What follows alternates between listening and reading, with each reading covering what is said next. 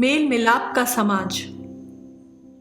कुलदीप नायर 1923 में सियालकोट पाकिस्तान में पैदा हुए और 2018 में इंडिया में उनकी वफात हुई। तकसीम के बाद वो इंडिया आ गए। यहाँ उन्होंने इंग्लिश जर्नलिज्म में नुमाया पोजीशन हासिल की। अपने इब्तिदाई ज़माने में वो उर्दू ज़बान में लिखा करते थे। इंडिया आने के बाद वो दिल्ली के एक उर्दू अखबार वहदत में काम करने लगे।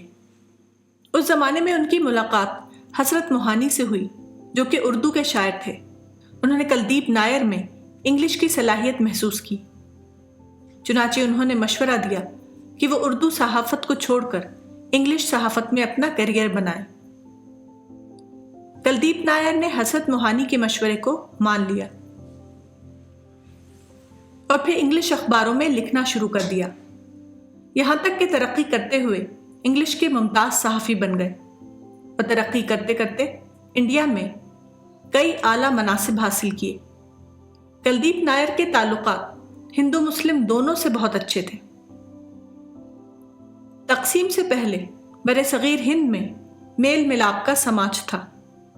हिंदुओं को मुसलमानों से फ़ायदा पहुंचता था और मुसलमानों को हिंदुओं से फ़ायदा मिलता था। इस तरह दोनों के दरमियान अच्छे ताल्लुकात कायम थे।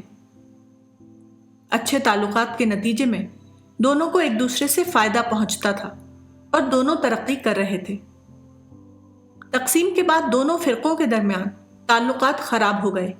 अब मुस्लिहीन ने ये कोशिश की कि इजलास और सेमिनारों के ज़रिए दोनों के दरमियान दोबारा बेहतर ताल्लुकात कायम किए जाएं, मगर इस कोशिश में कोई काबिल ज़िक्र कामयाबी हासिल नहीं हुई।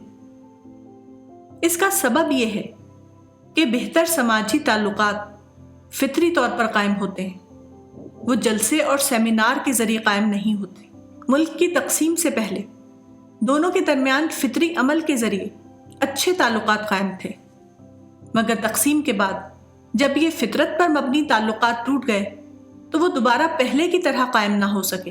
हकीकत ये है कि बेहतर समाजी ताल्लुकात फितरी अमल के ज़रिए बनते हैं, ना कि मसनूई तदबीरों के ज़रिए।